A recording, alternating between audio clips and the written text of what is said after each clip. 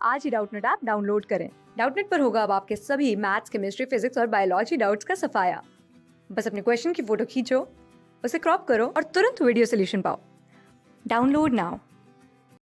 इस क्वेश्चन में हमसे पूछा गया है answer the question number 3A to 3D on the basis of understanding of following paragraph. तो पैराग्राफ में सबसे पहले हम पढ़ रहे हैं around the year 18 only 13 elements are known. Dobereiner in 1817 and Newland in 1866 tried to arrange known elements and frame which was rejected by the scientist। तो सबसे पहले कितने एलिमेंट्स नोन थे? 30 एलिमेंट्स नोन थे। तो सबसे पहला जो डॉबनियर ने इनको अरेंज किया था, फिर न्यूलैंड ने अरेंज किया था। इनको किसके अकॉर्डिंग अरेंज किया था? इनको अरेंज किया था अपनी अपनी थ्योरीज के अकॉर्डिंग। जैसे डॉबनियर ने जो अरेंज किया था एलिमेंट्स को, उसमें उसने लिया था कि जो फर्स्ट एलिमेंट है, फर्स्ट एलिमेंट, सेकंड एलिमेंट और थर्ड एलिमेंट। अब जो फर्स्ट और थर्ड का, फर्स्ट प्लस थर्ड का जो, तो average of first and third element of atomic mass, average of first plus third atomic mass is equal to atomic mass of second element. ठीक है, तो इस तरीके से डॉबनियर ने अरेंज किया था। उसके बाद न्यूलैंड ने 1 to 8 एलिमेंट को अरेंज किया था उनके एटॉमिक मास के इंक्रीजिंग ऑर्डर के अकॉर्डिंग, और उसमें जो एलिमेंट्स थे वो सिमिलर प्रॉपर्टीज शो कर रहे थे। अब क्वेश्चन में हमसे पूछ लिया गया है state Mendeleev periodic law. Mendeleev का पीरियोडिक लॉ पूछा गया है हमसे। ठीक है, तो मेंडलीव पीरियोडिक लॉ क्या स्टेट करता है? That the physical and chemical properties of elements are the periodic function of their atomic masses. तो उसके बाद मेंडलीव के बाद पीरियोडिक टेबल में फिर से चेंजमेंट्स आए, फिर मॉडर्न पीरियोडिक लॉ बना था। मॉडर्न पीरियोडिक लॉ जो होता है उसमें जो फिजिकल और केमिकल प्रॉपर्टीज होती हैं एलिमेंट्स की, उनको हम किसके बेसिस पे डिफाइन करते हैं? वो किसके पीरियोडिक फंक्शन होते हैं? एटॉमिक नंबर के।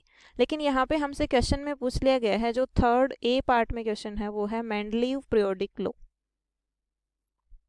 ठीक है, तो मेंडलीव ने जब तक अपना पीरियोडिक टेबल बनाया था और उसमें पीरियोडिक लॉ दिया था, तो उसने बोला था physical and chemical properties, physical end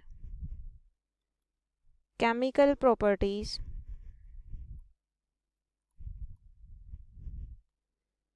of an element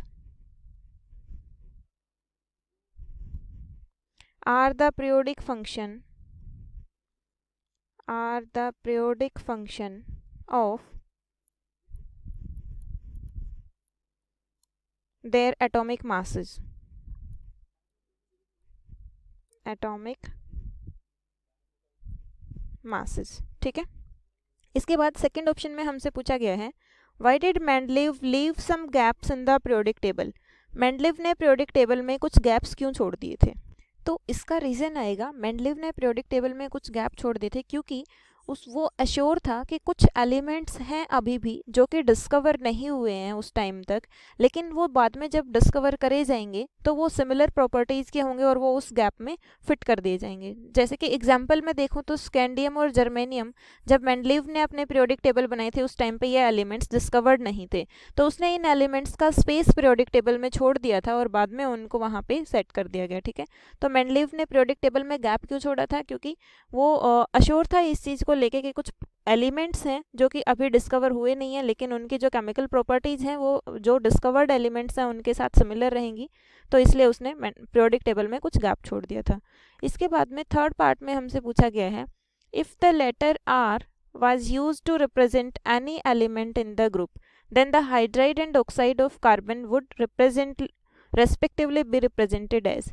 इसका मतलब है जो R है वो कोई भी एलिमेंट है ग्रुप में, जो थर्ड क्वेश्चन सी पार्ट है वो है आर एनी एलिमेंट। ठीक है, इसके बाद बोला गया है कि then the hydride and oxides of carbon would respectively be represented as hydride and oxides of carbon। अब इस क्वेश्चन में हमें देखना है हाइड्राइड और कार्बन के ऑक्साइड्स को किस तरीके से रिप्रेजेंट करेंगे। तो ऑप्शंस क्या क्या गिवन है देखिए। ऑप्शंस गिवन है फर्स्ट ऑप्शन में RH4 and RO। RH4 and RO, ये है हमारा फर्स्ट ऑप्शन। सेकेंड ऑप्शन है RH4 एंड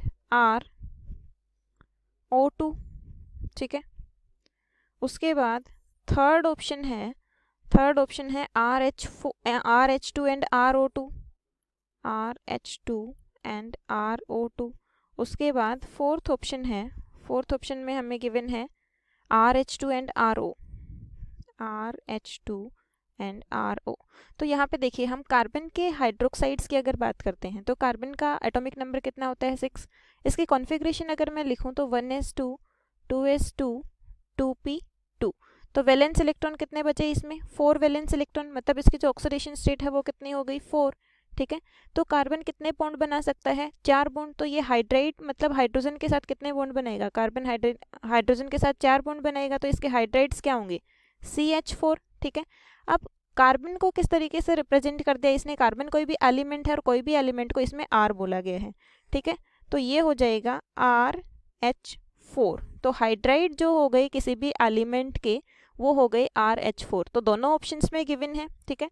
अब तीसरे ऑप्शन में गिवन है RH2 और इसमें गिवन है RH2, तो ये हो गए रॉन्ग। क्लियर। इसके बाद ये है फर्स्ट और सेकंड ऑप्शन में से हमारा आंसर आ सकता है, ठीक है।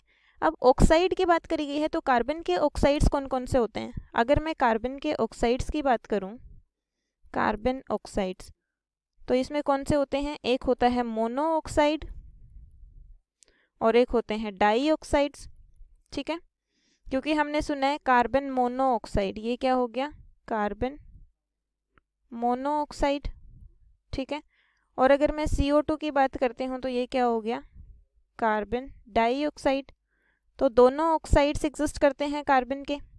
तो इसमें क्या है, इस क्वेश्चन में ये तो हमने कार्बन के ऑक्साइड्स के डिस्कशन किया, लेकिन यहाँ पे जनरली पहले बोला है कि जो R है वो सारे कोई भी एलिमेंट हो सकता है ग्रुप कार्बन की फैमिली से, ठीक है। तो कार्बन की फैमिली में और एलिमेंट्स की अगर हम बात करें, जैसे कि कार्बन के बाद क्या आता है सिलिकन। तो सिलिकन के कौन कौन से ऑक्साइड बनाता है, सिलिकन सिर्फ डाई ऑक्साइड की फॉर्मेशन करता है। तो यहाँ पे जो आंसर देंगे हम वो पूरे ग्रुप को कंसिडर करते हुए देंगे, ठीक है। तो अगर सिर्फ कार्बन का देखा जाए तो कार्बन दोनों ऑक्साइड बनाता है, कार्बन मोनो ऑक्साइड भी बनाता है और कार्बन डाई ऑक्साइड भी। लेकिन पूरा जो कार्बन का ग्रुप है वो कौन से ऑक्साइड्स जनरली बनाता है, डाई ऑक्साइड। तो आंसर आ जाएगा इस क्वेश्चन का ऑप्शन 2। इसके बाद नेक्स्ट ऑप्शन में हमसे बोला गया है आइसोटोप्स के बारे में। तो थर्ड का जो डी पार्ट है उसमें पूछा गया है आइसोटोप्स। तो आइसोटोप क्या होते हैं, atoms of the element, atoms of the similar element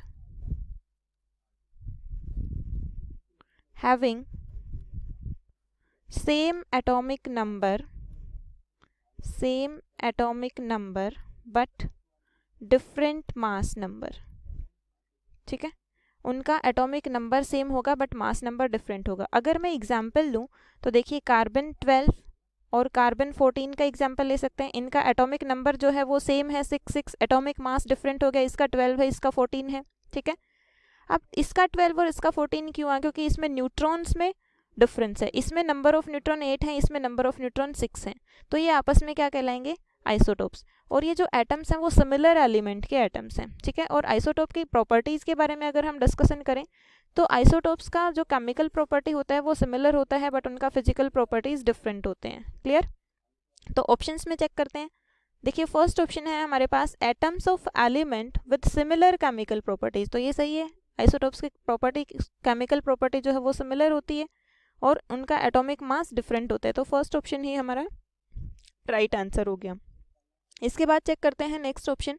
इसमें बोला गया है एटम्स ऑफ डिफरेंट एलिमेंट, तो ये रॉन्ग हो गया। यहीं पे ही डिफरेंट एलिमेंट नहीं होना चाहिए, वहाँ पे एटम जो है वो सेम एलिमेंट के होने चाहिए। लाइक हमने एग्जाम्पल लिया कार्बन का, तो दोनों ही जो एटम हैं वो कार्बन के ही हैं, ठीक है। तो ये तो रॉन्ग हो गया यहीं पे। इसके बाद है atom of element with different chemical property, ये भी रॉन्ग हो गया। इसके बाद नेक्स्ट है एटम ऑफ डिफरेंट एलिमेंट, तो ये भी रॉन्ग हो गया, ठीक है। तो करेक्ट आंसर कौन सा बचा है हमारे पास, option A. Thank you. Class 6 से 12 से लेके नीट, IIT, JEE मेंस और एडवांस के लेवल तक 10 मिलियन से ज़्यादा स्टूडेंट्स का भरोसा। आज ही डाउनलोड करें डाउटनेट ऐप या व्हाट्सएप कीजिए अपने डाउट्स 8400 400 400 पर।